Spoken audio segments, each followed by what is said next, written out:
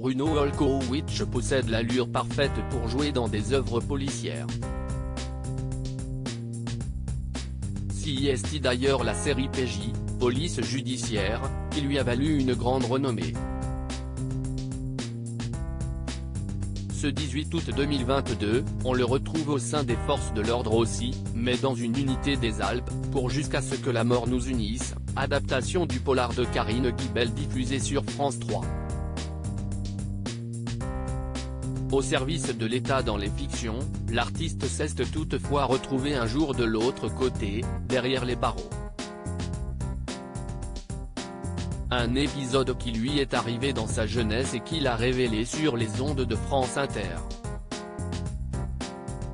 Invité de la bande originale, émission menée par Nagui, en 2015, Bruno Olkowicz s'est laissé à une étonnante confidence à la fin de l'émission.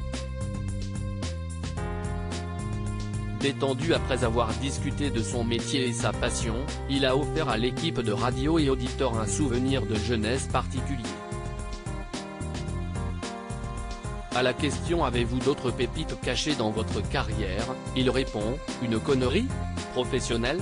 Le chroniqueur Didier Porte renchérit avec humour « Oui, vous avez fait de la prison ? Sauf que le comédien a réellement séjourné dans un établissement pénitentiaire, oui, 17 jours. Par romantisme, j'ai protégé une fiancée dans un pays étranger. Elle était majeure alors que j'étais mineur, donc je m'étais dit que je m'en sortirais vite.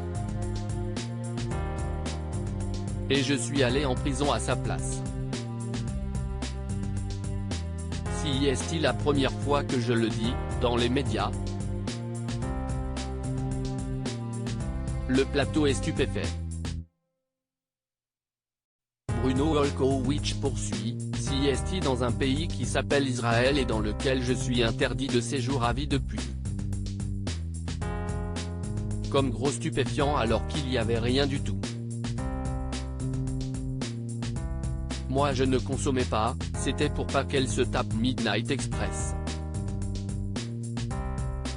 Nagui enchaîne ensuite avec humour en disant que si est sur scène qu'il est désormais stupéfiant. Pas question pour l'acteur de 61 ans de se rendre en vacances avec ses enfants, il a 2 enfants, Lou et Lucas, nés de son couple passé avec Fanny Gilles, ou sur un tournage en Israël.